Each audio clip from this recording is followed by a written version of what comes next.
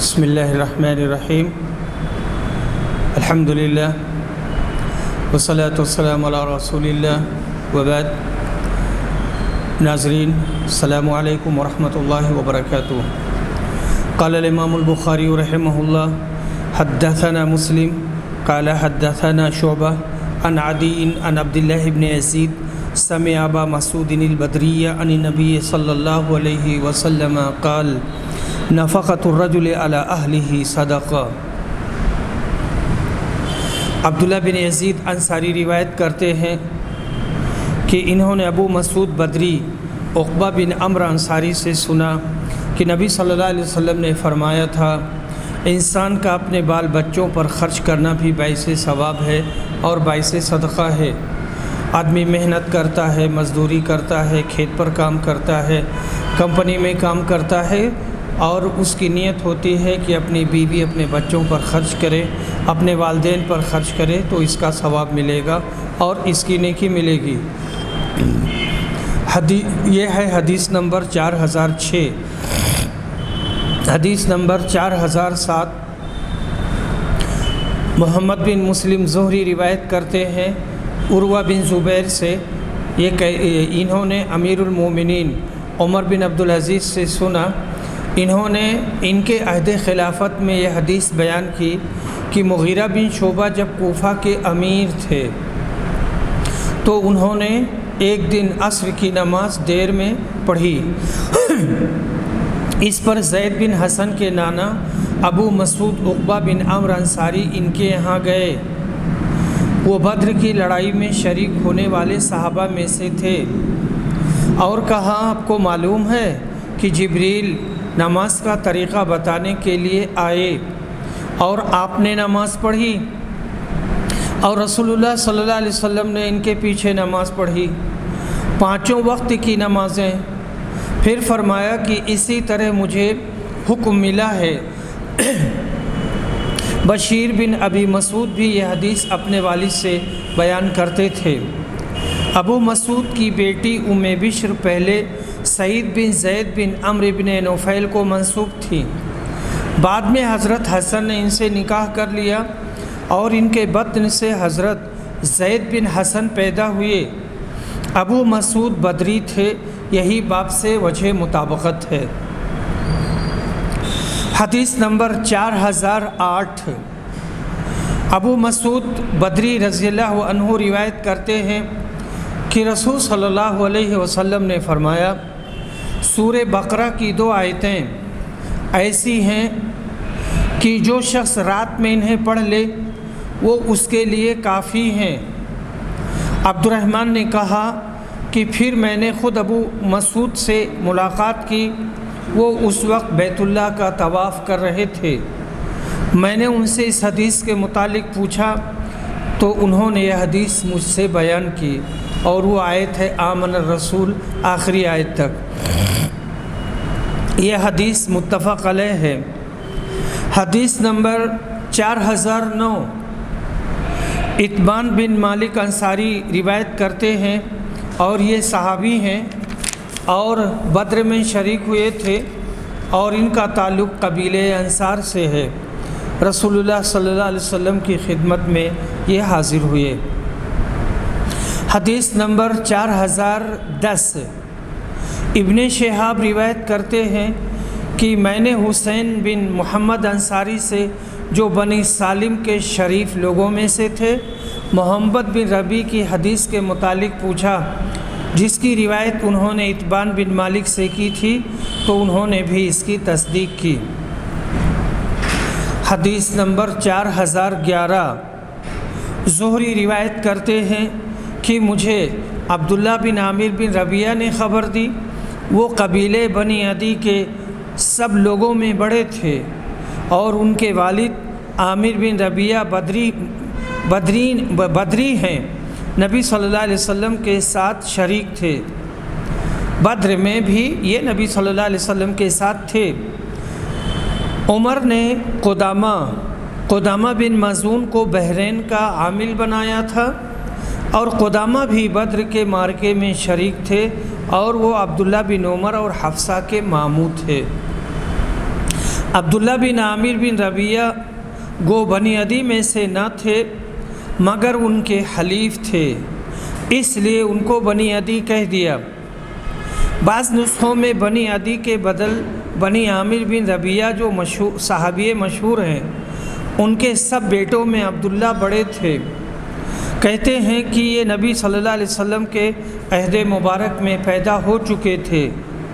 اجلی نے ان کو ثقہ کہا ہے۔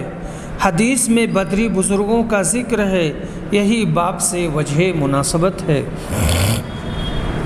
حضرت قدامہ بن مظعون جو روایت میں مذکور ہیں، عہد فاروقی میں بحرین کے حاکم تھے، مگر بعد میں حضرت عمر نے ان کو معزول کر کے عثمان بن ابی العاص کو بحرین کا عامل بنا دیا تھا۔ حضرت قدامہ کی یہ شکایت آپ نے سنی تھی کہ وہ نشہ آور چیز استعمال کرتے ہیں۔ یہ جرم ثابت ہونے پر حضرت عمر نے ان پر حد قائم کی اور ان کو معزول کر دیا۔ پھر ایسا اتفاق ہوا کہ سفر حج میں حضرت قدامہ عمر کے ساتھ ہو گئے۔ ایک شب یہ سو کر عجلت میں اٹھے اور فرمایا کہ فوراً میرے پاس قدامہ کو حاضر کرو۔ میرے پاس خواب میں ابھی ایک آنے والا آیا اور کہہ گیا کہ میں قدامہ سے صلح کر لوں، آپ اور وہ اسلامی بھائی بھائی ہیں۔ چنانچہ حضرت عمر نے ان سے صلح صفائی کر لی اور وہ پہلی خلش دل سے نکال دی۔ رافع بن خدیج، حدیث نمبر 4012 4013۔ رافع بن خدیج کہتے ہیں کہ ان کے دو چچا ظہیر اور مظہر رافع بن عدی بن زید انصاری کے بیٹے، جنہوں نے بدر کی لڑائی میں شرکت کی تھی، انہیں خبر دی کہ رسول اللہ صلی اللہ علیہ وسلم نے زمین کو کرایہ پر دینے سے منع کیا تھا۔ میں نے سالم سے کہا لیکن آپ تو کرایہ پر دیتے ہو؟ انہوں نے کہا ہاں، رافع نے اپنے اوپر زیادتی کی تھی۔ انہوں نے زمین کو مطلق کرایہ پر دینا منع سمجھا، حالانکہ نبی صلی اللہ علیہ وسلم نے جس سے منع فرمایا وہ زمین ہی کی پیداوار پر کرایہ دینے سے مخصوص قطع کی بٹائی سے منع کیا تھا، لیکن نقد ٹھہراؤ سے آپ نے منع نہیں کیا۔ یہ جائز ہے اور درست ہے۔ اس کی بحث کتاب المزارعہ میں گزر چکی ہے۔ حدیث میں بدری صحابیوں کا ذکر ہے۔ اہل عرب زمین کو بعیں طور کرایہ پر دیتے کہ نالیوں کے پاس والی زراعت کا یا خاص قطعات اراضی کو اپنے لیے خاص کر لیتے۔ اس کو رسول صلی اللہ علیہ وسلم نے منع فرمایا، لیکن بٹائی پر دینا آدھے آدھے پر 1/3 1/4 پر، لیکن زمین کا کوئی حصہ مقید نہ کیا جائے، یہ درست اور جائز ہے۔ اور پیسے پر دینا یعنی 1000 روپے 2000 5000 روپے ایکڑ تو دے سکتے ہیں، لیکن اگر پیداوار متعین کر دی جاتی ہے کہ 2 کنٹل 3 کنٹل یا 4 کنٹل ہم لیں گے گیہوں یا جوار یا باجری اور باقی آپ کا ہے، تو یہ صحیح نہیں ہے، کیونکہ یہ پیداوار ہے اور اس پیداوار کو طے نہیں کر سکتے ہیں۔ اگر پیداوار پہ یہ مزارعات کرنا ہے بٹائی پر تو آدھا یا تیسری اس کو طے کر سکتے ہیں، کرائے پر زمین کی پیداوار کو نہیں طے کر سکتے ہیں غلے کی شکل میں۔ حدیث نمبر 4014۔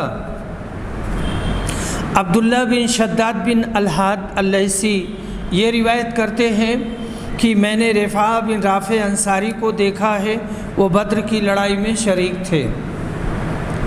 یہ ایک حدیث کا ٹکڑا ہے جس کو اسماعیل نے پورا نکالا ہے، یعنی روایت کیا ہے۔ اس میں یوں ہے کہ رفاعہ نے نماز شروع کرتے وقت اللہ اکبر کہا۔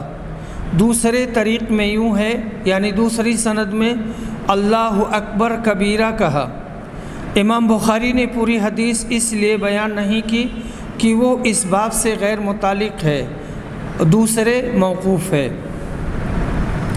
عروہ بن زبیر روایت کرتے ہیں کہ مسور بن مخرمہ نے انہیں خبر دی کہ عمرو بن عوف جو بنی عامر بن لوئی کے حلیف تھے اور بدر کی لڑائی میں نبی کریم صلی اللہ علیہ وسلم کے ساتھ تھے، بیان کیا کہ رسول صلی اللہ علیہ وسلم نے ابو عبیدہ بن جراح کو بحرین کا جزیہ لانے کے لیے بحرین بھیجا کہ جاؤ اور وہاں کا جزیہ لے آؤ۔ رسول صلی اللہ علیہ وسلم نے بحرین والوں سے صلح کی تھی اور ان پر علا بن حضرمی کو امیر بنایا تھا۔ پھر ابو عبیدہ بحرین سے مال 1,00,000 درہم لے کر آئے۔ جب انصار کو ابو عبیدہ کے آنے کی خبر ہوئی تو انہوں نے فجر کی نماز ہی کے وقت آ گئے اور نبی صلی اللہ علیہ وسلم کے ساتھ نماز پڑھی۔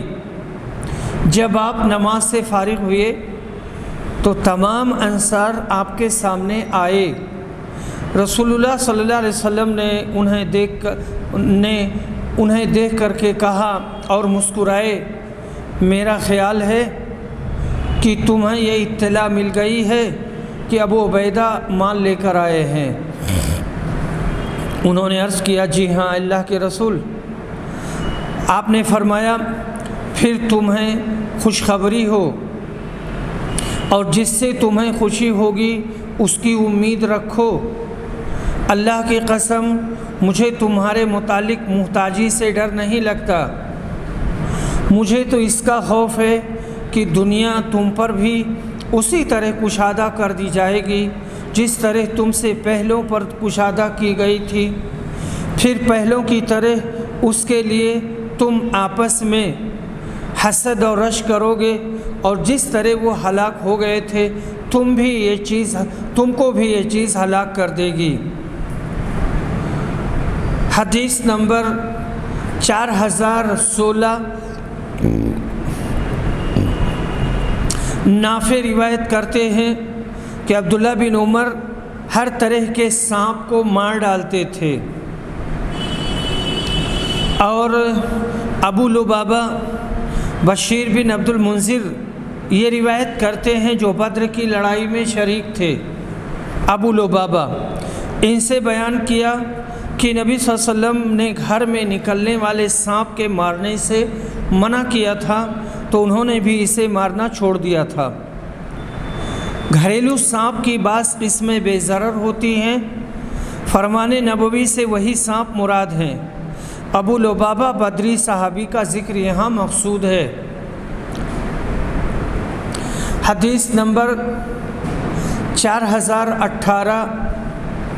انس بن مالک کہتے ہیں کہ انصار کے چند لوگوں نے رسول اللہ صلی اللہ علیہ وسلم سے اجازت چاہی اور عرض کیا کہ آپ ہمیں اجازت عطا فرمائیں تو ہم اپنے بھانجے عباس کا فدیہ معاف کر دیں، لیکن رسول صلی اللہ علیہ وسلم نے کہا، اللہ کی قسم ان کے فدیہ سے 1 درہم بھی نہ چھوڑنا۔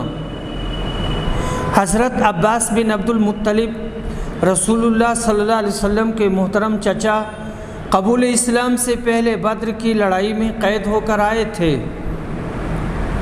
وہ انصار کے بھانجے اس رشتہ سے ہوئے کہ ان کی دادی یعنی عبد المطلب کی والدہ ماجدہ بنو نجار کے قبیلے سے تھیں۔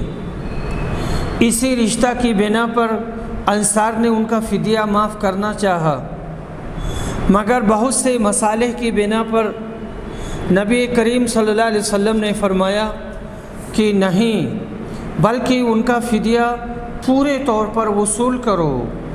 آپ نے ان سے یعنی عباس سے یہ بھی فرمایا تھا کہ آپ نہ صرف اپنا بلکہ اپنے دونوں بھتیجوں عقیل اور نوفل اور اپنے حلیف عتبہ بن عمرو کا فدیہ بھی ادا کریں، چونکہ یہ مالدار ہیں۔ انہوں نے کہا کہ میں تو مسلمان ہوں، مگر مکہ کے مشرک زبردستی مجھ کو پکڑ کر لائے ہیں۔ آپ نے فرمایا، اللہ بہتر جانتا ہے۔ اگر ایسا ہوا ہے تو اللہ تعالیٰ آپ کے اس نقصان کی تلافی کر دے گا۔ ظاہر میں تو آپ ان مکہ والوں کے ساتھ ہو کر مسلمانوں سے لڑنے آئے۔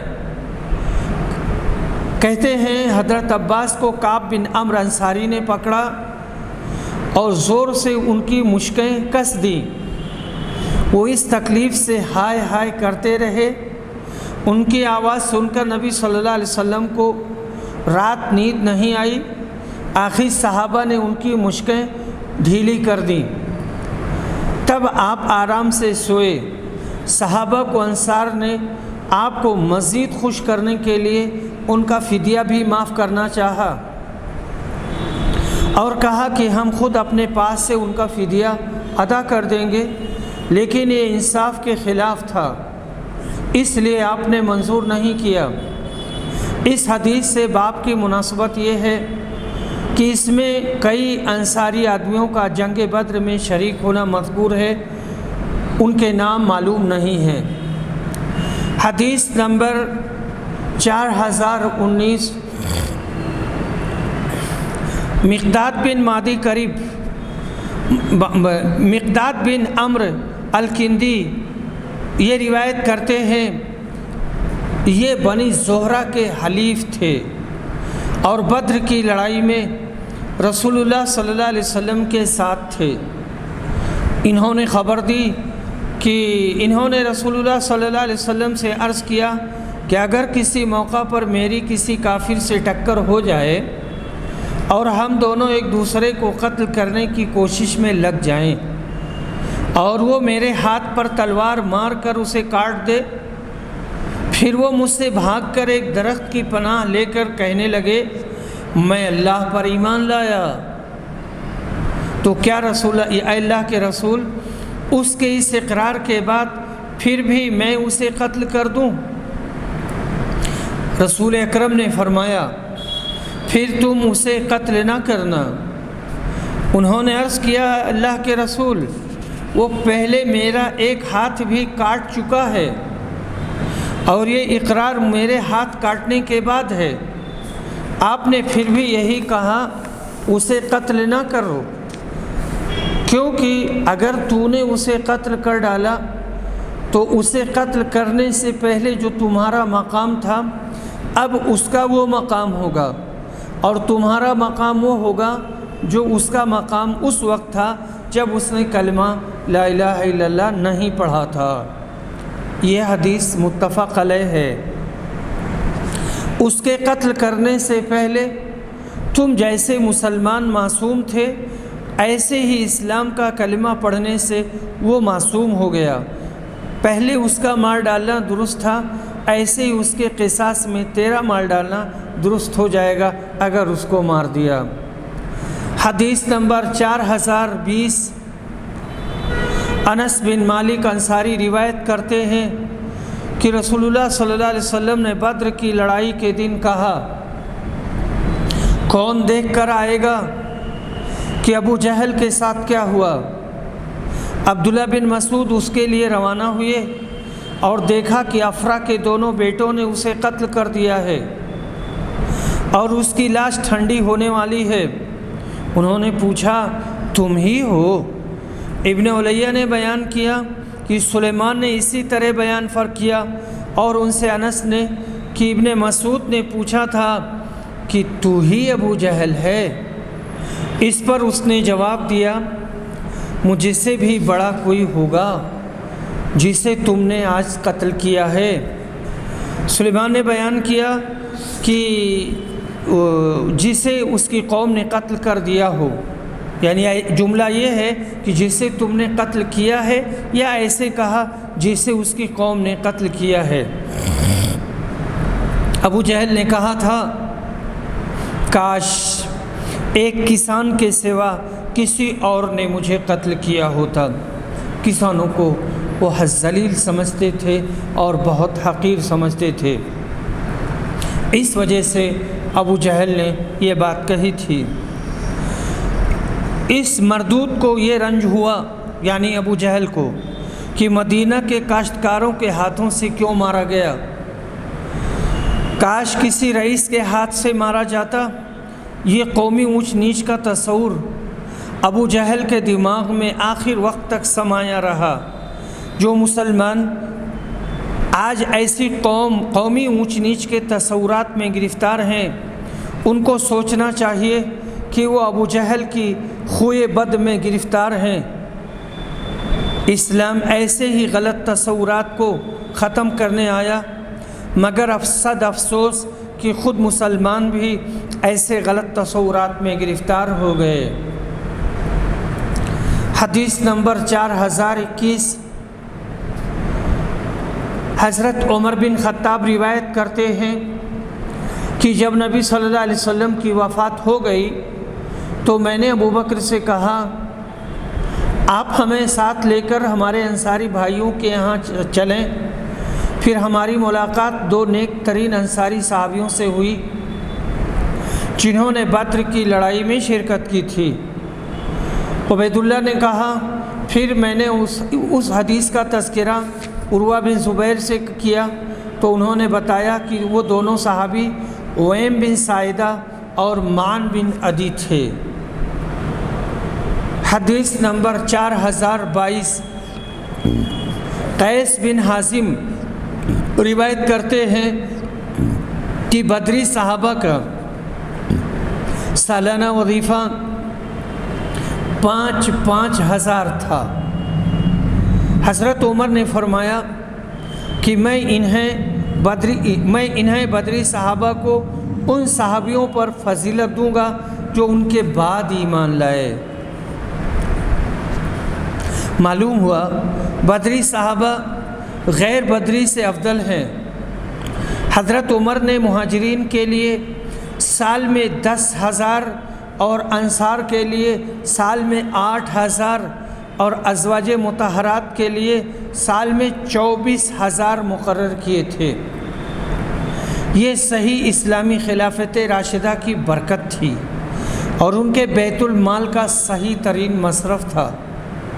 صد افسوس کہ یہ برکات عروج اسلام کے ساتھ ختم ہو کر رہ گئیں۔ آج دور تنزل میں یہ سب خواب و خیال کی باتیں معلوم ہوتی ہیں۔ کچھ اسلامی تنظیمیں بیت المال کا نام لے کر کھڑی ہوتی ہیں۔ یہ تنظیمیں اگر صحیح طور پر قائم ہوں تو اس سے مسلمانوں کو بہت فائدہ ہوگا۔ بہرحال اچھی ہیں، مگر وہ بات کہاں مولوی مدن کی سی، یہ ایک محاورے کے طور پر بولا جاتا ہے۔ حدیث نمبر 4023، جبیر بن مطعم روایت کرتے ہیں کہ نبی صلی اللہ علیہ وسلم سے میں نے سنا، آپ مغرب کی نماز میں سورہ والطور کی تلاوت کر رہے تھے۔ یہ پہلا موقع تھا جب میرے دل میں ایمان نے جگہ پکڑی اور ایمان بیٹھا۔ اور اسی کی سند سے ہے آگے چل کر کے جبیر بن مطعم نے کہا کہ نبی صلی اللہ علیہ وسلم بدر کے قیدیوں کے متعلق فرماتے تھے، اگر مطعم بن عدی زندہ ہوتے اور ان پلید قیدیوں کے لیے سفارش کرتے، یعنی ان گندے قیدیوں کے لیے شفاعت کرتے تو میں انہیں ان کے کہنے سے چھوڑ دیتا۔ حدیث نمبر 4024، سعید بن مسیب کہتے ہیں کہ پہلا فساد جب برپا ہوا، یعنی عثمان رضی اللہ عنہ کی شہادت کا، تو اس نے اصحاب بدر میں سے کسی کو باقی نہیں چھوڑا۔ پھر جب دوسرا فساد برپا ہوا یعنی حرہ کا، تو اس نے اصحاب حدیبیہ میں سے کسی کو باقی نہیں چھوڑا۔ پھر تیسرا فساد برپا ہوا تو وہ اس وقت تک نہیں گیا جب تک لوگوں میں کچھ بھی خوبی یا عقل باقی تھی۔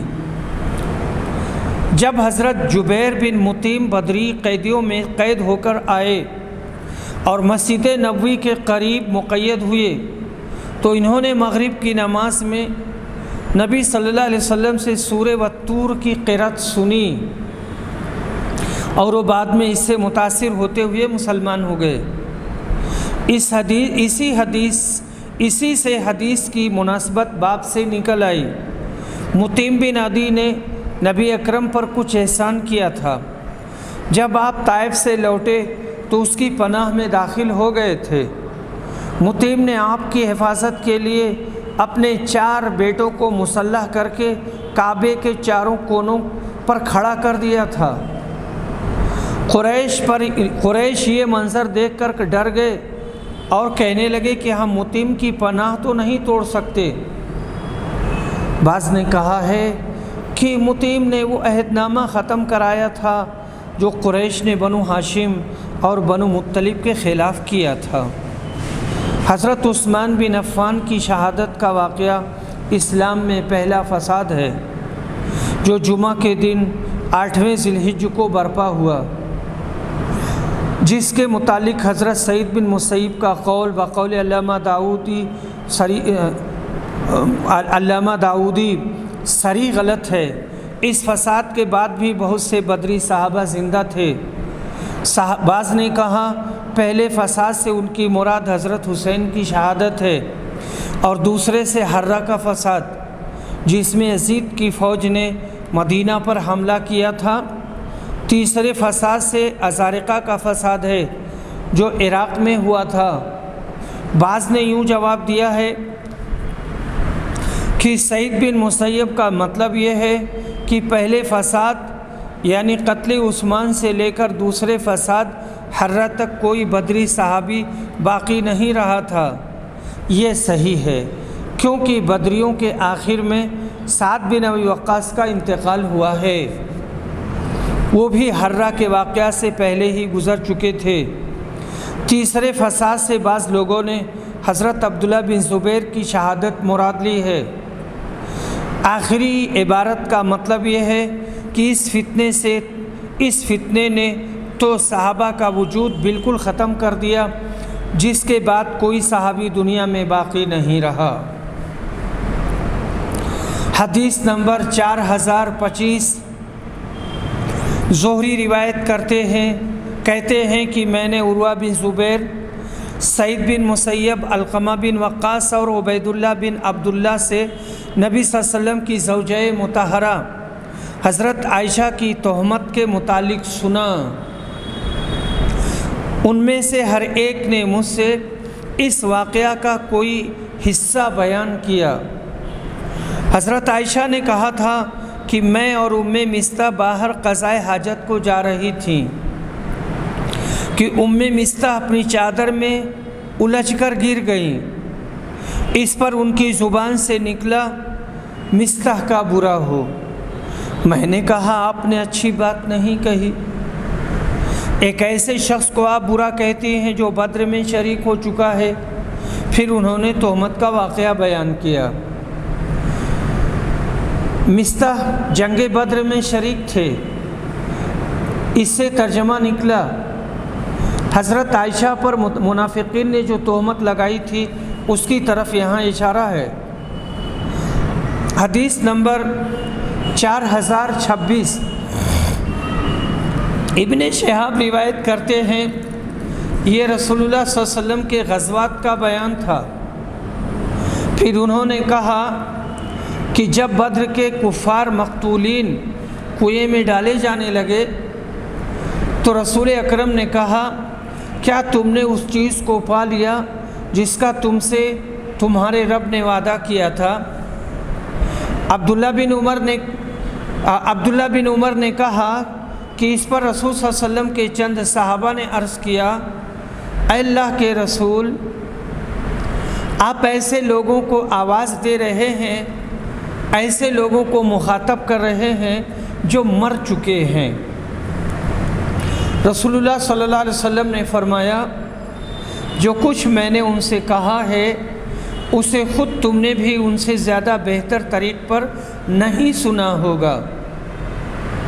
ابو عبداللہ یعنی امام بخاری نے کہا کہ قریش کے جتنے لوگ بدر میں شریک ہوئے تھے اور یعنی صحابہ اور جن کا حصہ بھی اس میں لگا تھا ان کی تعداد 81 تھی۔ उरवा बिन ज़ुबैर बयान करते थे कि ज़ुबैर ने कहा, मैंने इन मुहाजिरीन के हिस्से तकसीम किए थे और उनकी तादाद 100 थी और ज़्यादा बेहतर अल्लाह ही को मालूम है।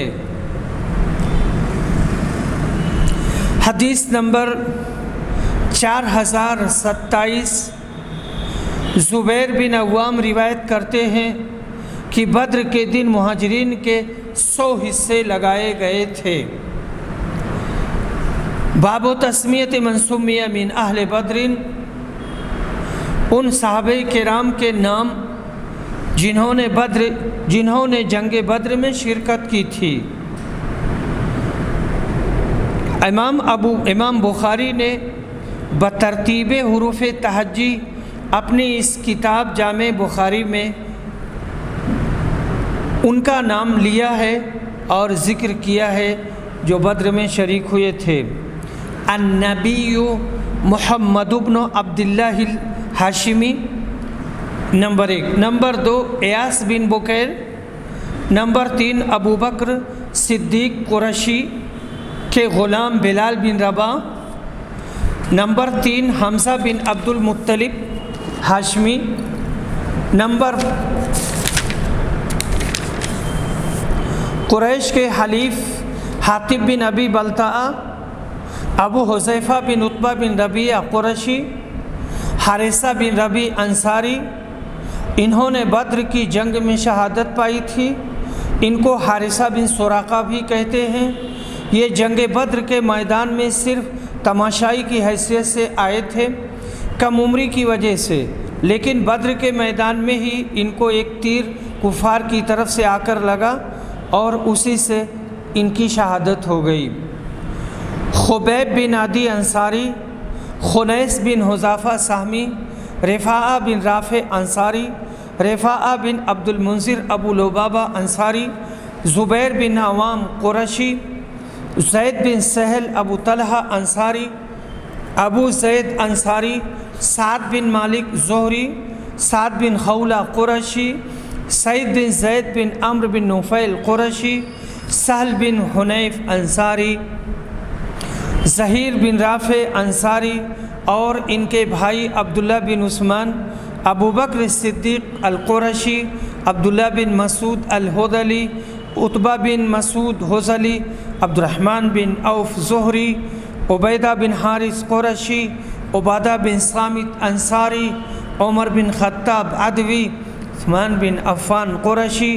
इनको रसूलुल्लाह सल्लल्लाहु अलैहि वसल्लम ने अपनी साहबजादी जो उनके घर में थी, अपनी साहबजादी की तीमारदारी के लिए मदीना मुनव्वरा ही में छोड़ दिया था, लेकिन बद्र की गनीमत में इनका हिस्सा लगाया गया था। अली बिन अबी तालिब हाशमी, बनी आमिर बिन लोई के हलीफ अम्र बिन of, उक़बा bin अम्र Ansari, Aamir bin Rabia unsee, Asim बिन साबित अंसारी, ओएम बिन साइदा अंसारी, उतबा बिन मालिक अंसारी, कुदामा बिन मदून, कतादा बिन नोमान अंसारी, मुआज़ बिन अम्र बिन जमू, मुआविज़ बिन अफ़रा और इनके भाई मुआज़, मालिक बिन रबिया अबू उसैद अंसारी, मुरारा बिन रबी अंसारी, मान बिन अदी अंसारी, मिस्ताह बिन उसासा बिन अब्बाद बिन मुत्तलिब बिन अब्द मनाफ, मिक़दाद बिन अम्र किंदी बनी ज़ोहरा के हलीफ और हिलाल बिन उमैया अंसारी। ये इतने नाम आए हैं, इनकी तादाद 46 है। इस बाब का मतलब ये है कि ऊपर के बाब में या इस किताब में और किसी मकाम पर जिन जिन सहाबा को बदरी कहा गया है उनके नामों की फ़हरिस्त बतरतीब हुरूफ तहज्जी इस बाब में मज़कूर है, क्योंकि बहुत से बदरी सहाबियों के नाम इस फ़हरिस्त में नहीं है। ना ये गरज़ है कि इस किताब में जिन जिन बदरी सहाबा से रिवायत है उनकी फ़हरिस्त इस बाब में बयान की गई है, क्योंकि अबू उबैदा बिन जर्राह बिल इत्तेफ़ाक़ बदरी हैं और इस किताब में उनसे रिवायतें भी हैं, मगर उनका नाम फ़हरिस्त में शामिल नहीं है, क्योंकि अबू उबैदा की निस्बत इस किताब में کہیں یہ صراحت نہیں آئی ہے کہ وہ بھی بدر کی لڑائی میں شریک تھے۔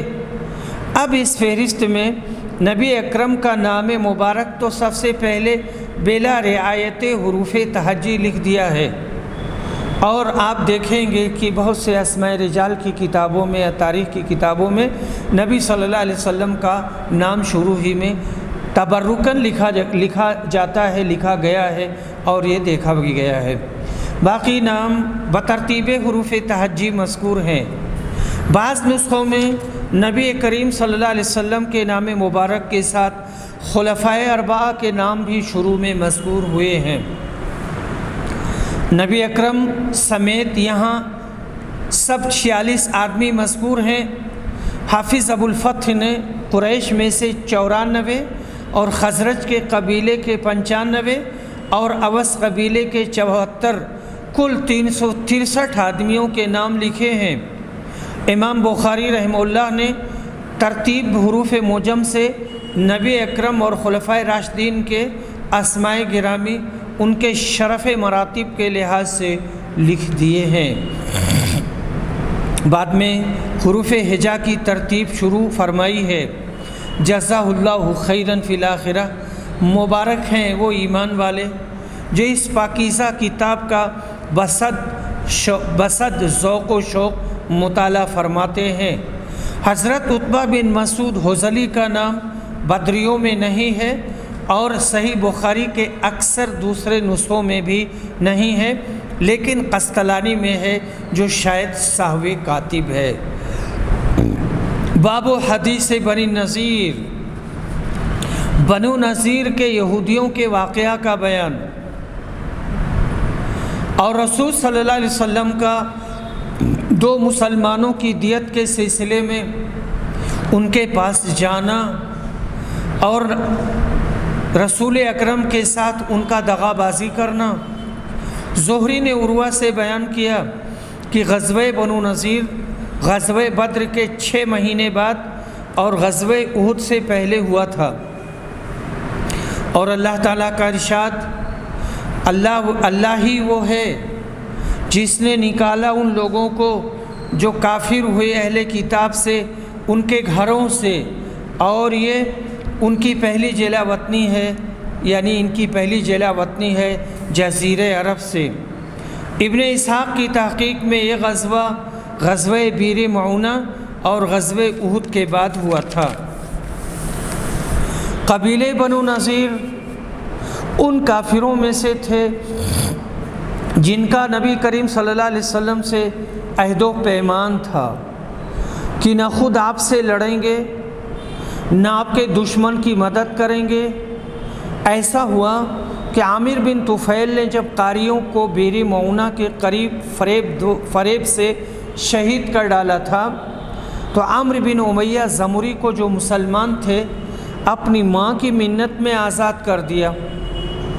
راستے میں ان کو بنو عامر کے 2 شخص ملے، انہوں نے سوتے میں ان کو مار ڈالا اور سمجھے میں نے بنو عامر سے، جن میں کا ایک عامر بن طفیل تھا، بدلہ لے لیا۔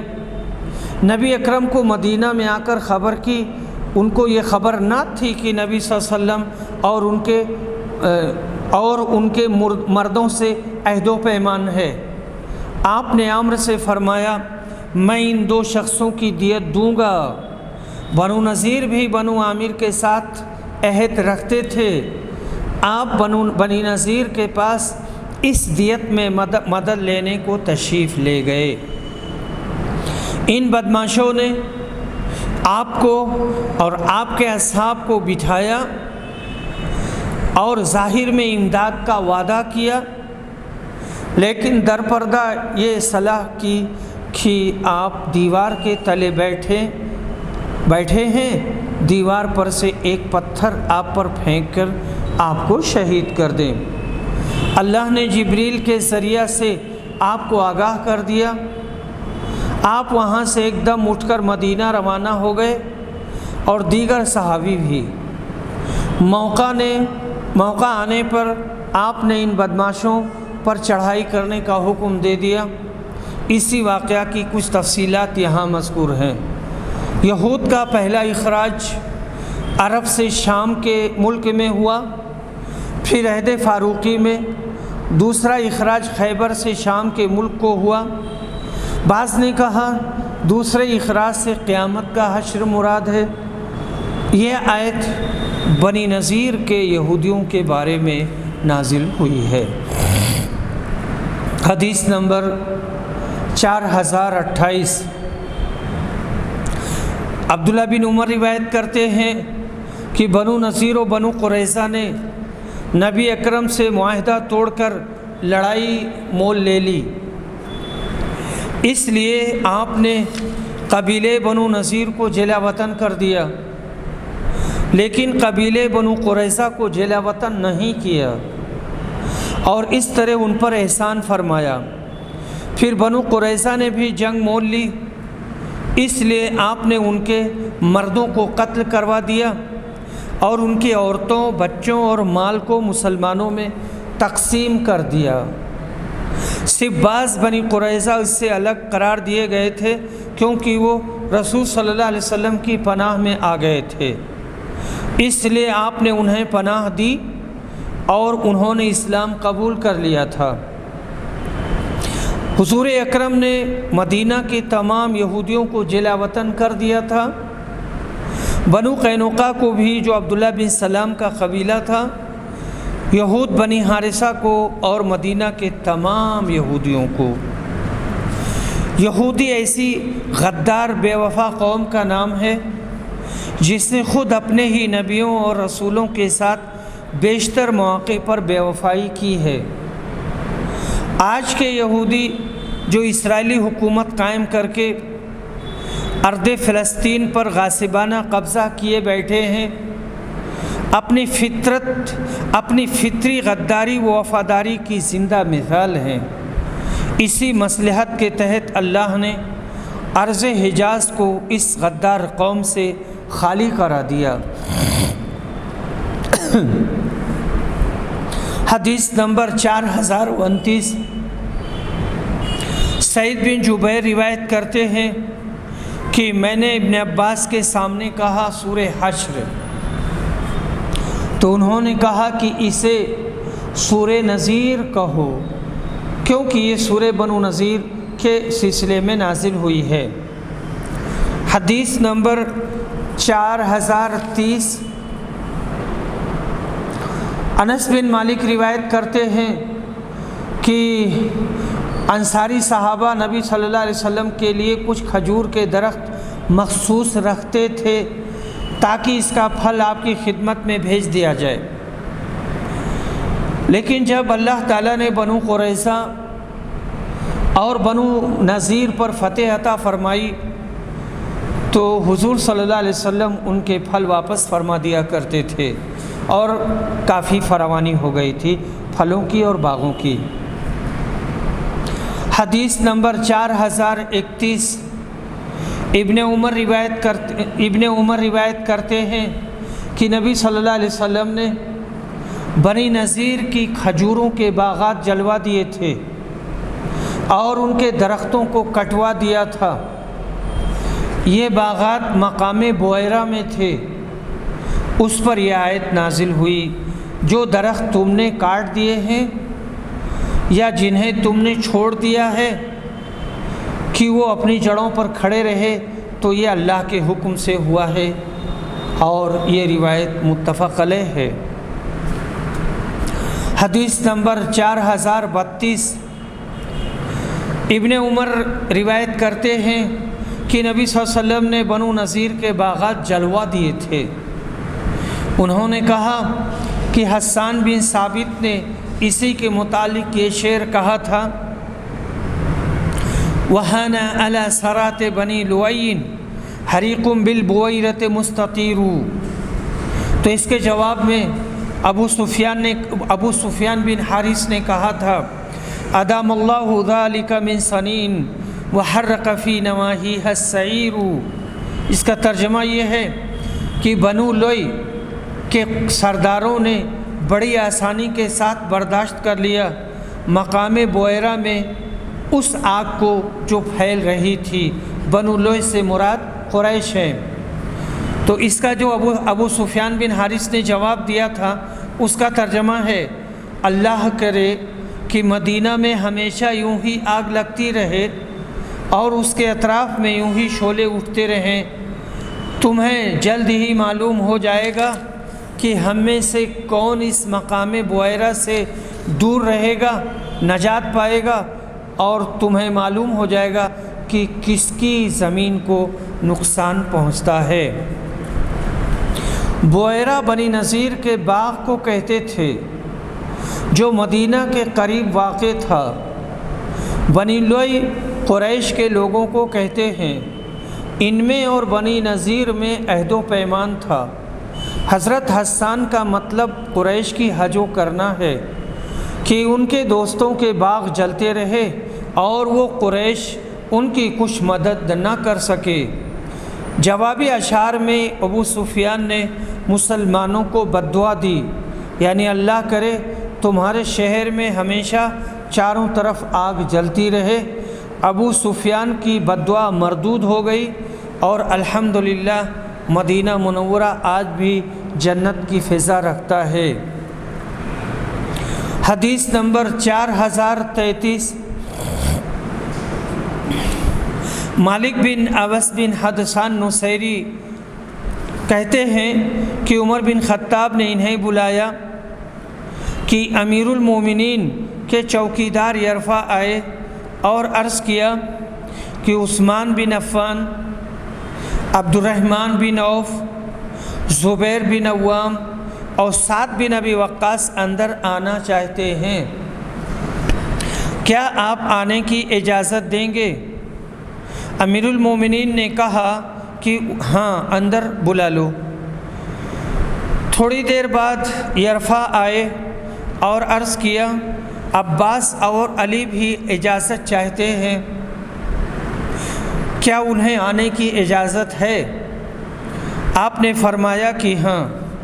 جب یہ بھی دونوں بزرگ اندر تشریف لے آئے تو عباس نے کہا امیر المومنین میرا اور ان کا فیصلہ کر دیجئے، یعنی ان سے مراد حضرت علی۔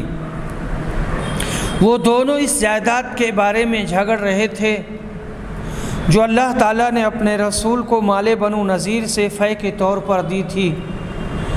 اس موقع پر علی اور عباس نے ایک دوسرے کو سخت سست کہا اور ایک دوسرے پر تنقید کی، تو حاضرین بولے اے امیر المومنین آپ ان دونوں بزرگوں کا فیصلہ کر دیں تاکہ دونوں میں جھگڑا نہ رہے۔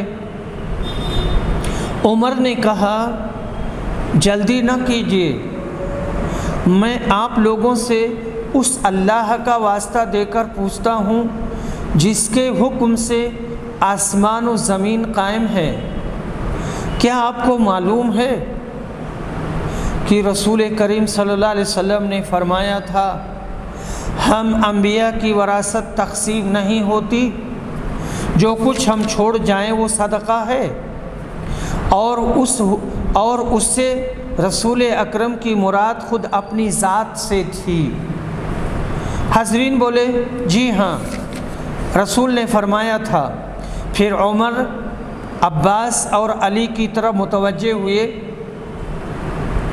اور ان سے کہا میں آپ دونوں سے اللہ کا واسطہ دے کر پوچھتا ہوں کہ آپ کو بھی معلوم ہے کہ رسول صلی اللہ علیہ وسلم نے یہ حدیث ارشاد فرمائی تھی؟ ان دونوں بزرگوں نے بھی جواب دیا ہاں۔ اس کے بعد عمر نے کہا پھر میں آپ لوگوں سے اس معاہدہ پر گفتگو کرنا چاہتا ہوں۔ اللہ سبحانہ و تعالیٰ نے اپنے رسول صلی اللہ علیہ وسلم کو اس مال فے میں سے جو بنو نذیر سے ملا تھا آپ کو خاص طور پر عنایت کیا تھا۔ اللہ نے اس کے متعلق فرمایا ہے بنو نذیر کے مالوں سے جو اللہ نے اپنے رسول کو دیا ہے تو تم نے اس کے لیے گھوڑے اور اونٹ نہیں دوڑائے، یعنی اس کے سلسلے میں جنگ نہیں کیا، اسی کو مال فے کہتے ہیں۔ اللہ نے فرمایا ہے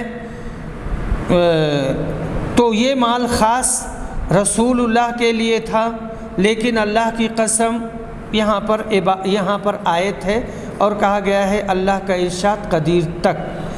تو یہ مال خاص رسول اللہ کے لیے تھا، لیکن اللہ کی قسم حضور نے تمہیں نظر انداز کر کے اپنے لیے اسے مخصوص نہیں فرمایا تھا، نہ تم پر اپنی ذات کو ترجیح دی تھی۔ پہلے اس مال میں سے تمہیں دیا اور تم میں اس کی تقسیم کی، اور آخر اس فے میں سے یہ جائیداد بچ گئی۔ آپ ازواج مطہرات کا سالانہ خرچ بھی اس میں سے نکالتے تھے، اور جو کچھ اس میں سے باقی بچتا اسے آپ اللہ تعالیٰ کے مصارف میں خرچ کیا کرتے تھے۔ رسول نے اپنی زندگی میں یہ جائیداد انہی مصارف میں خرچ کی۔ پھر جب آپ کی وفات ہو گئی تو ابو بکر نے کہا کہ مجھے حضرت کا خلیفہ بنا دیا گیا، اس لیے انہوں نے اسے اپنے قبضہ میں لے لیا اور انہی مصارف میں خرچ کرتے رہے جس میں نبی صلی اللہ علیہ وسلم خرچ کیا کرتے تھے، اور آپ لوگ یہیں موجود تھے۔ اس کے بعد عمر، علی اور عباس کی طرف متوجہ ہوئے اور فرمایا آپ لوگوں کو معلوم ہے کہ ابو بکر نے بھی وہی طریقہ اختیار کیا جیسا کہ آپ لوگوں کو بھی اس کا اقرار ہے، اور اللہ کی قسم کہ وہ اپنے اس طرز عمل میں سچے، مخلص، صحیح راستے پر اور حق کی پیروی کرنے والے تھے۔ وآخر دعوانا الحمد للہ رب العالمین۔